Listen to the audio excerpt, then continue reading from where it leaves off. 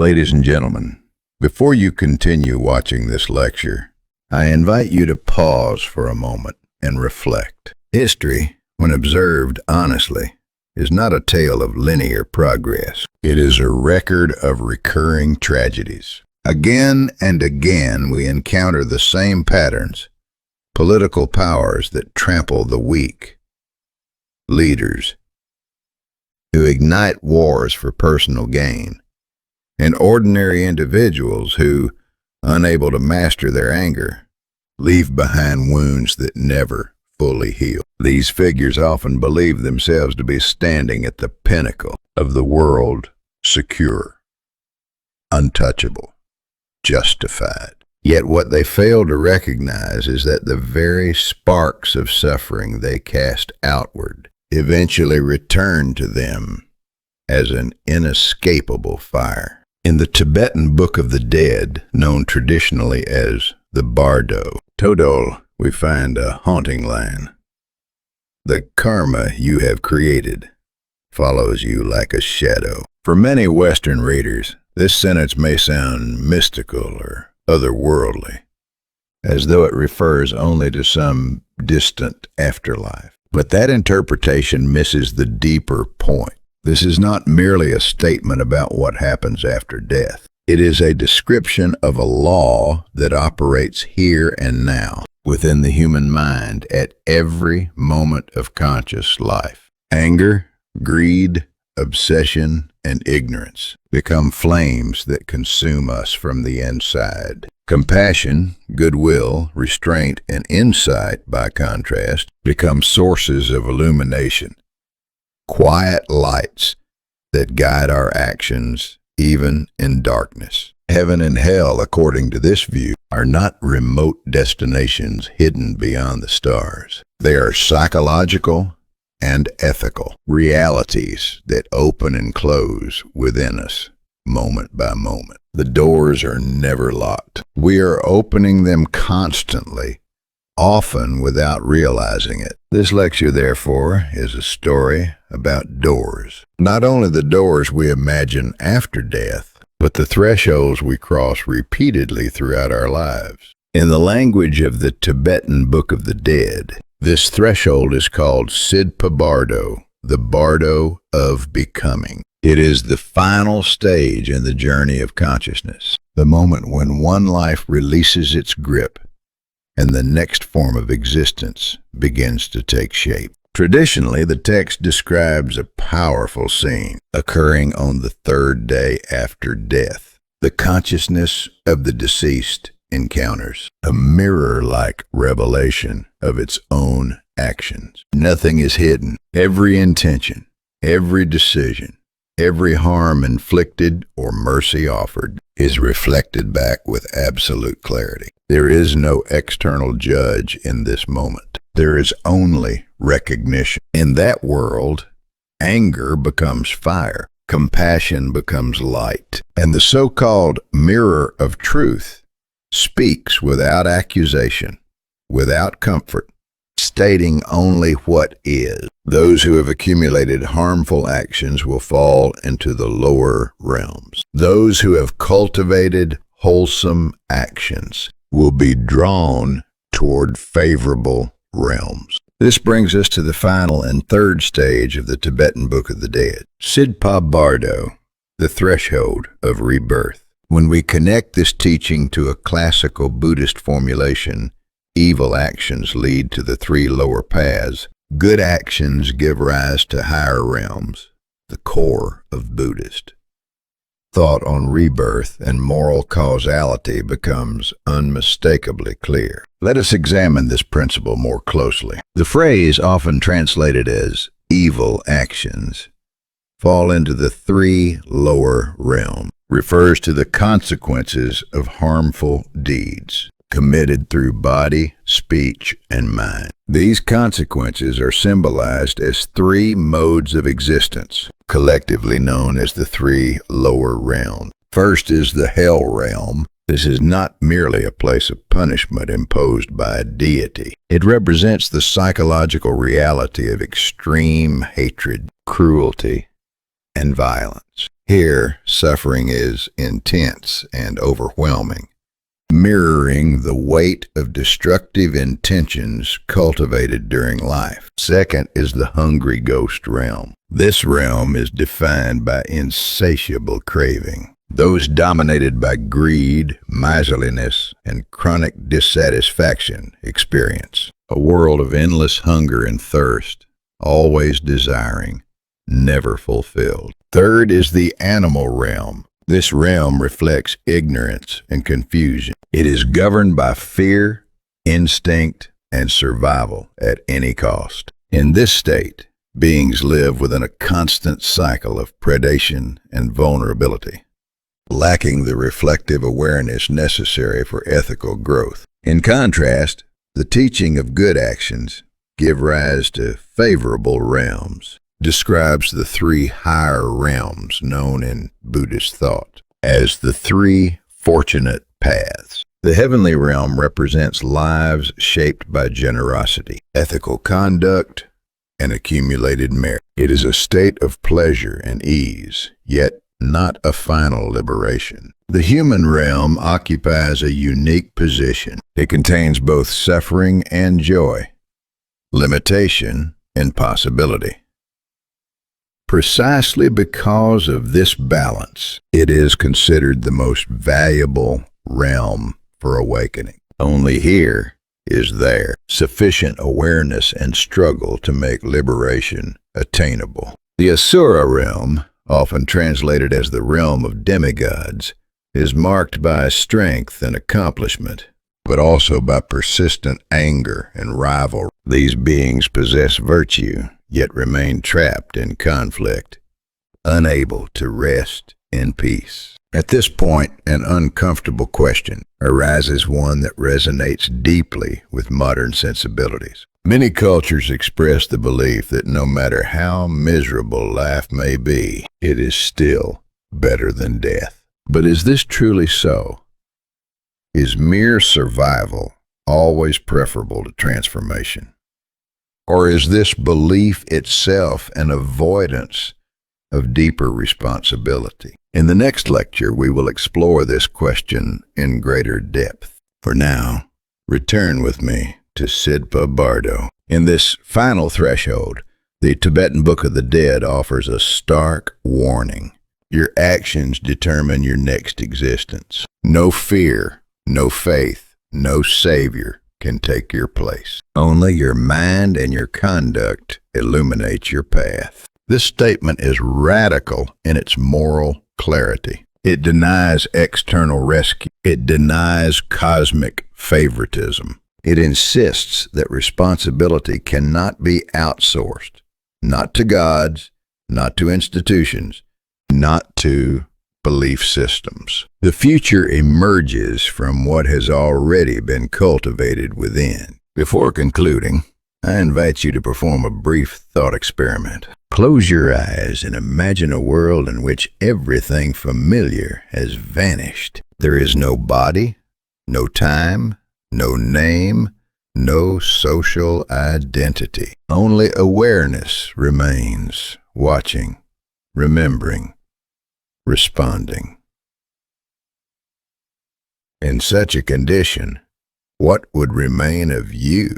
What habits of mind would surface? What fears, what attachments, what values would shape your next step? This is the question Sidpa Bardo asks of us, not after death, but now. Today, we have opened the final gate, described in the Tibetan Book of the Dead, the gate of becoming. It is the threshold where karma takes form, where intention crystallizes into destiny. Whether understood literally or symbolically, its message is unmistakable. The worlds we fear and the worlds we hope for are not waiting elsewhere. They are being built moment by moment within us. This story is not merely about a world that awaits us after death. It is also about an inner passage that every one of us crosses daily, often without noticing. In that sense, the Bardo is not somewhere else. It is here. It is the invisible threshold within our own consciousness, the moment between impulse and action, between reaction and responsibility. Each time we cross that inner threshold, what appears before us sometimes as terrifying gods, sometimes as grotesque monsters, is nothing other than our own karma.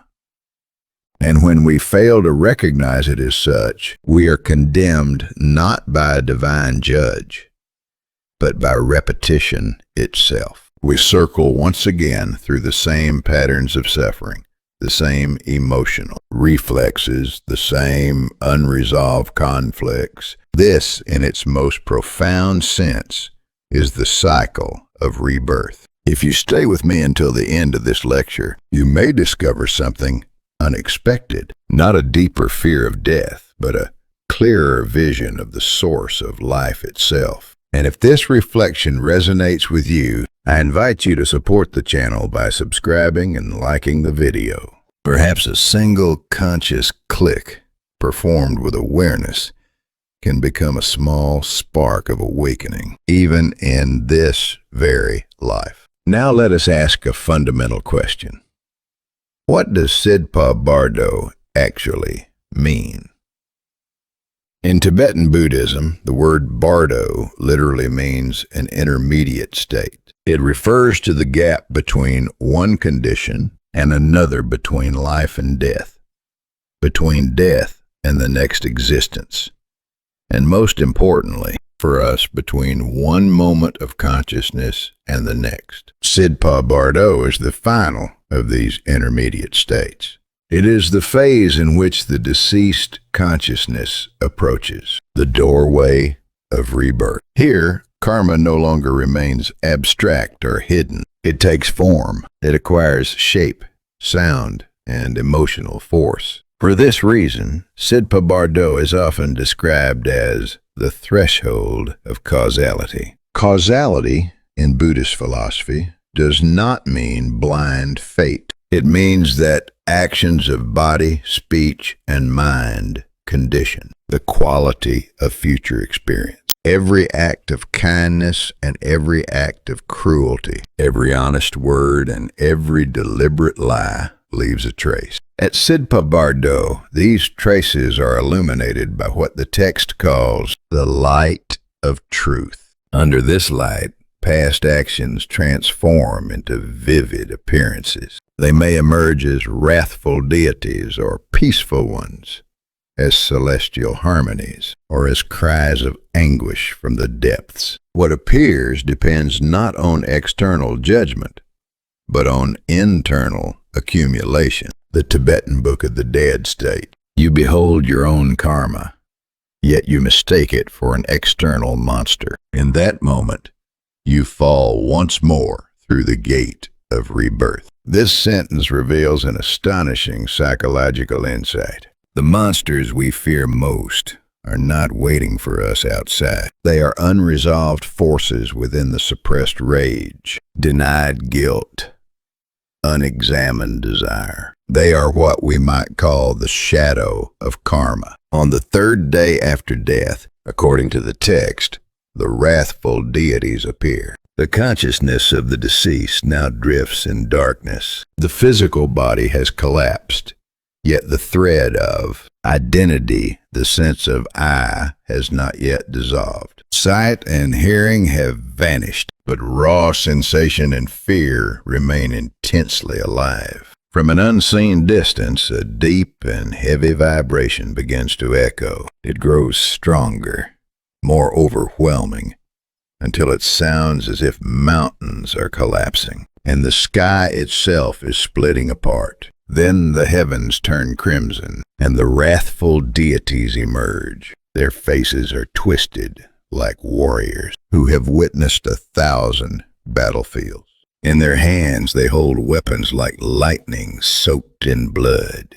Their eyes, made of living flame, burn directly toward the drifting consciousness. Instinctively, the deceased attempts to flee, but there is no body left to escape with. And in that moment, something extraordinary happens. The eyes of the deities vanish one by one. In their place, scenes from one's former life begin to unfold. Moments of deception, moments when anger pushed loved ones away, memories of exploiting the weak for personal advantage. These memories rise like fire, melting seamlessly into the furious faces of the gods. The consciousness cries out, "Stop these monsters!" And the monsters answer, "It was not we who created this form.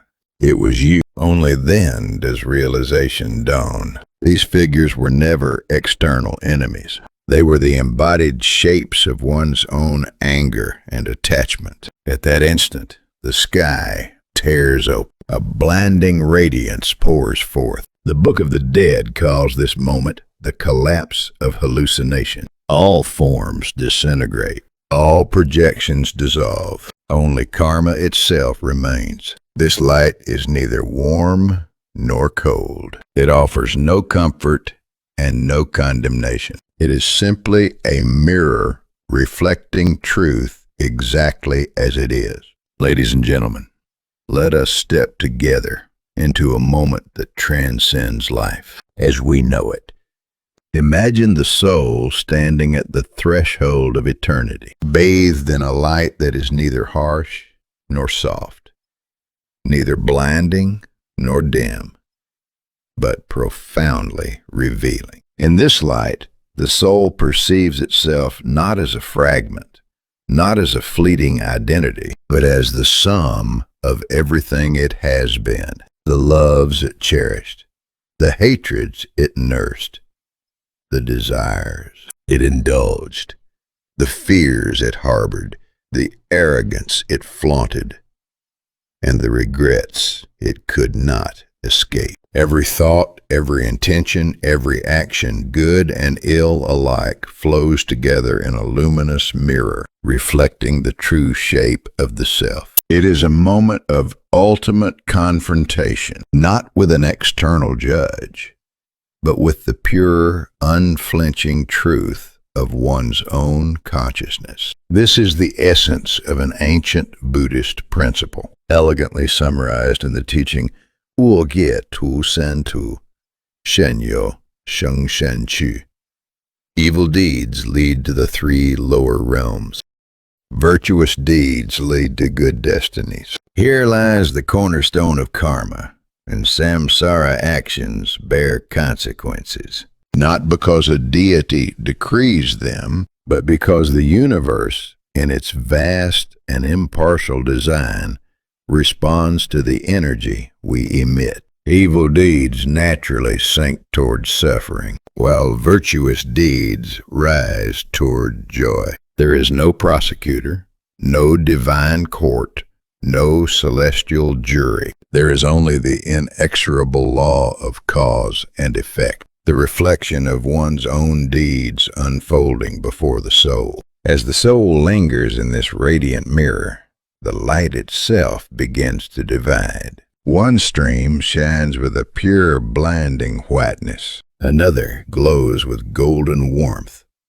And yet a third deepens into a shadowy darkness. It is as if the universe itself is whispering, "Your goodness manifests as light. Your wrongdoing descends as darkness." This is the law in action.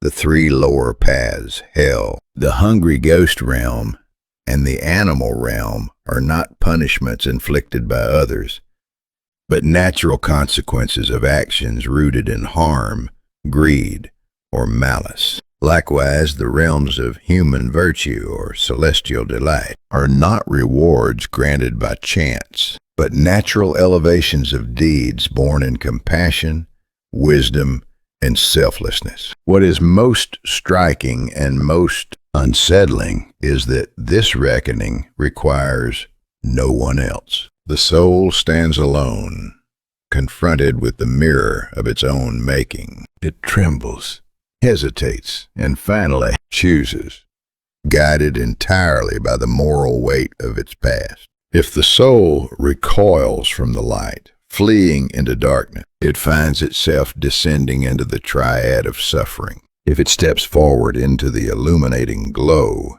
it approaches liberation, the gateway to awakening itself. There is no coercion, there is no force, there is only choice, the silent but profound freedom that each moment of consciousness grants us. The Tibetan Book of the Dead speaks of this moment with clarity and poetic precision. If you close your eyes in fear, you will be drawn back into the ocean of rebirth. But if you open your eyes and look toward the light, you will return to your true home. Notice the radical implication of this teaching. The moment of death is not exceptional in its moral weight. Every day, in countless small decisions, we enact the same principle. Every act of kindness brightens our path.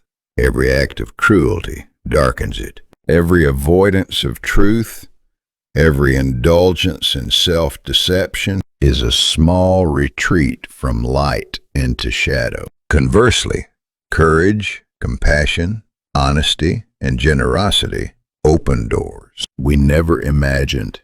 Not because we are guaranteed reward, but because our actions, like seeds, grow inevitably into their natural outcomes. Let us pause and reflect. If the soul is a mirror, then life itself is a series of mirrors stretching across time. Each moment reflects the previous one and shapes the next. Our joys, our fears, our attachments, and our renunciations are all threads in the vast tapestry of cause and effect. To understand this is not merely to prepare for death, it is to understand life. The light and darkness the soul encounters in its final hour are the culmination of countless daily choices, each as significant as the last. Now imagine for a moment standing before your own mirror of light, not in some abstract metaphysical realm, but here, in your very existence. What do you see? Do you see courage? Do you see fear? Do you see the subtle threads of greed, attachment, resentment? Or do you see the quiet acts of generosity, the small kindnesses, the choices to rise above anger and fear? The universe does not force judgment upon you. It merely allows the reflection to reveal itself, leaving you to choose, moment by moment, where you will step next. This is the profound, sometimes terrifying beauty of the law of karma. You are both the architect and the inhabitant of your moral universe. And so in contemplating the fate of the soul at the moment of death, we find not despair, but an invitation to live more consciously, to act with integrity, and to recognize that our smallest actions resonate far beyond our immediate perception. Every thought and every intention casts a shadow or shines a light, sculpting the path we will follow, whether in this life or beyond. Death, then, is merely the most vivid reflection of a reality we have been shaping all along, the profound truth that the boundaries between the living and the dead, between action and consequence, are not dictated by fate, but by the choices we make. Thus, as we journey through life, we are never merely observers. We are participants in the unfolding drama of cause and effect, writing the story of our souls with every choice, every intention, every act. And when the final moment comes, when the soul stands before the radiant mirror, the question is not whether it will face judgment it already has in every thought and deed. The question is whether it will meet that mirror with fear or with courage. And in that choice, as the Tibetan Book of the Dead reminds us, lies liberation itself. Let us now step deeper into the threshold of existence, into the 3-day passage after death, where the soul arrives at a moment of choice, an uncanny, defining instant, poised between what has been and what may yet be. This is not simply the mechanical turn of fate. It is the profound theater of consciousness, where the very essence of who we have been shapes the contours of what is to come. Here, at the edge of rebirth, the soul is bathed in a strange, penetrating light. In this light, visions of entire worlds unfurl, some resplendent, with palaces gilded in gold, gardens bursting with the scent of blossoms,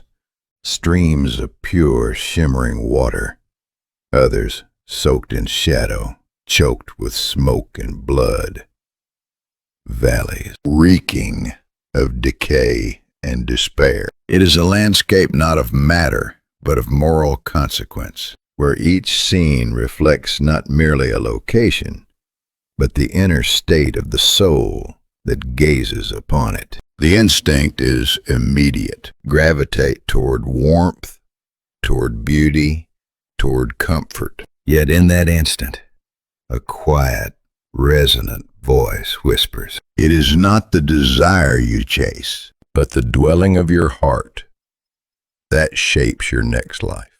Herein lies the subtle, almost cruel elegance of karma. The soul may seek pleasure, longing, and attachment, yet the universe observes not the allure of desire, but the orientation of consciousness itself. Should the soul fail to understand this principle, following mere instinct or attachment, it steps into the doorway of samsara re-entry into the cycle of birth and rebirth. At times, this journey is literalized in images that may shock the mind. The intimacy of human union, the primal geometry of conception, the forming of a new life within the womb. The soul is drawn inexorably, absorbed into the creation of a new being. In this process, memory is wiped clean. The vividness of past experience dissolves.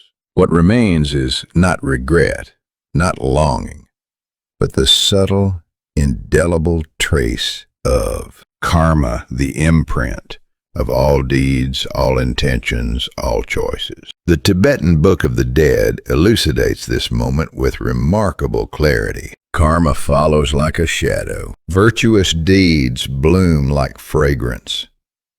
Harmful deeds rise like smoke. Imagine for a moment the shadow of your past actions trailing behind you, invisible, yet inevitable, shaping every choice you take, every path you traverse. Picture virtue spreading its aroma through the universe, guiding, sustaining, elevating, even when unseen. And picture misdeeds, the smoke of unwise or harmful action, drifting and darkening, shaping the next field of experience in ways subtle and profound.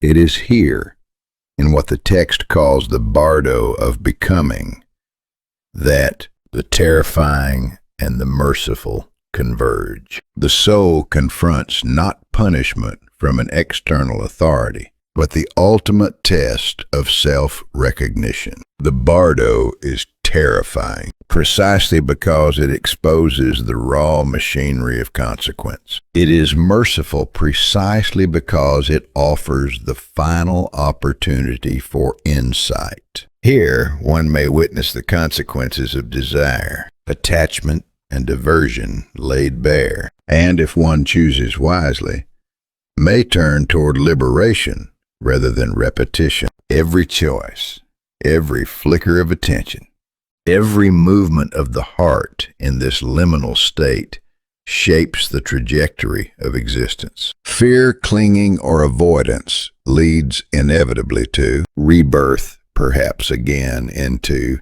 struggle, suffering, limitation. Courage, awareness, and acceptance allow the soul to recognize itself in the light. potentially opening the gateway to liberation. This is not abstract theology, it is philosophy, lived at the extremity of consciousness. And so the bardo of becoming is at once terrifying and compassionate. Terrifying because it forces the soul to encounter its true nature without disguise. Compassionate because it offers the last mirror in which one may finally see oneself, stripped of illusion. It is a final examination, a last chance for awakening, where insight may transform the echo of karma into a doorway to freedom. Consider this carefully.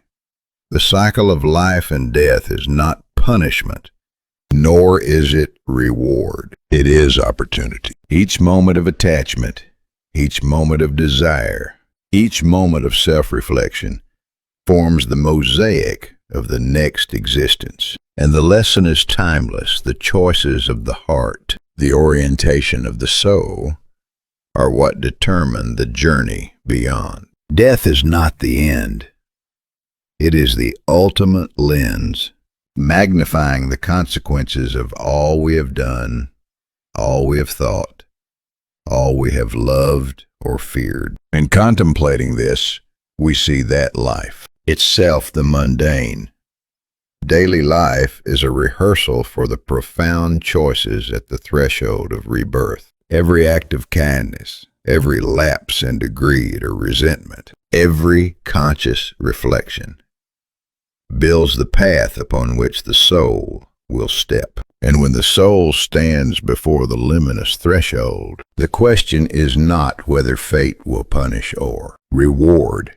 It has already been written in the very architecture of consciousness. The question is whether the soul meets this final mirror with clarity and courage, or with blindness and fear. In that choice lies the ultimate liberation. Thus the Bardo reminds us life and death, attachment and release, desire and clarity, they are inseparable. The world of rebirth is not merely beyond our perception. It is reflected continuously in our every thought, every choice, every heartbeat. Understanding this, living consciously, is the practice that transforms fear into insight, repetition into awakening, and shadow into light. Let us pause and consider a profound question. What does the bardo of becoming, this liminal space between death and rebirth, mean for the modern human? What is the relevance of this mysterious threshold, this so-called Shibal Bardo, in our daily lives? You see, the Shibal Bardo is not confined to some distant posthumous realm. It is not merely the space between the lifeless body and a new incarnation in some remote, ethereal world. No, it is something far closer, far more intimate. It is the terrain of our inner life, the psychological map through which we navigate every moment, every choice, every flicker of consciousness. Every day, each of us passes through countless mini bardos, unnoticed, yet profoundly influential, where the forces of desire, aversion, fear, and attachment shape the trajectory of our being. Consider this, the moment we are overtaken by anger, when reason falls silent, and our mind is seized by fury. This is the realm of the wrathful deity, a microcosm of hell within ourselves. The instant desire grips us and begins to dictate our actions. That is the threshold of rebirth, the very doorway of samsara, manifesting within our consciousness. When regret tethers us to the past and we clutch memories we cannot release, this is the collapse of illusion, the dissolution of clarity, the subtle death that precedes renewal. In essence, the Shibal Bardo, the liminal space between death and rebirth, is not an external geography, but an internal map of consciousness. It charts the terrain of our inner life, our fears, our attachments, our intentions, our capacity for compassion, and our tendencies toward aversion. And the question that arises is startlingly simple, yet deeply unsettling. How often, in the course of a single day, do we close our eyes in fear?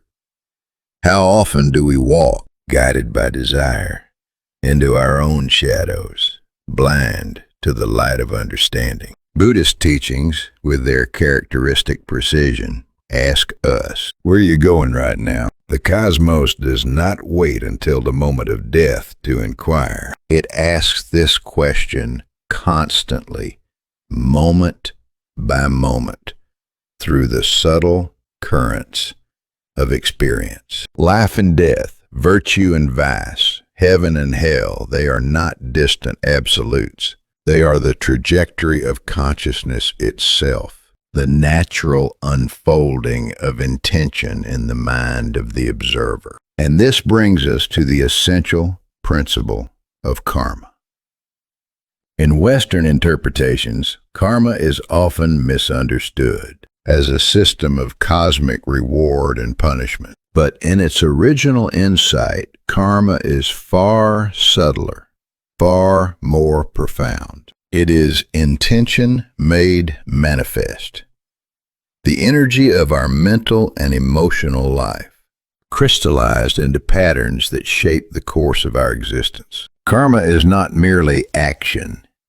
It is the moral and psychological imprint of intention, whether conscious or unconscious, flowing through the matrix of reality to shape experience. Thus, what we call evil karma is not simply the result of wrong action. It is intention rooted in ignorance, in self-centeredness, in the failure to recognize the fundamental impermanence of all phenomena. It is the mind clinging to solidity where there is none, attempting to grasp permanence in a world of ceaseless change. And in this we see the tragedy and the teaching evil acts arise, not from some malevolent cosmic decree, but from unawareness of the essential fluidity of existence. Conversely, good karma is born of compassion,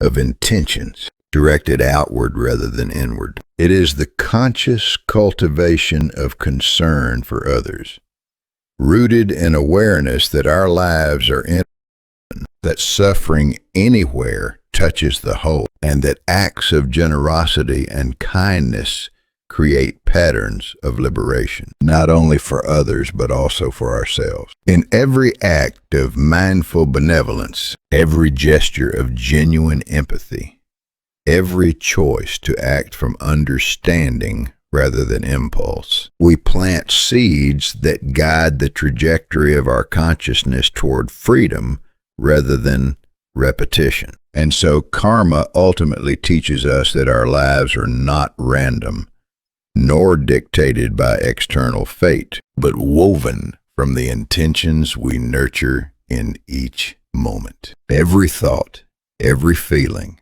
every choice, however small, echoes through the fabric of existence, shaping the contours of our inner and outer worlds. To live consciously, with awareness and compassion, is to participate in the co-creation of reality itself, transforming the cycles of suffering into pathways of insight and freedom. In this understanding, we see that the most profound power lies not in controlling the world around us, but in mastering the currents of our own mind, aligning intention with wisdom and heart. If this reflection resonates with you, I invite you to subscribe for more explorations of mind, consciousness, and the hidden principles that shape our lives. Share this video with someone who seeks insight, for the ripples of understanding expand only when they are shared.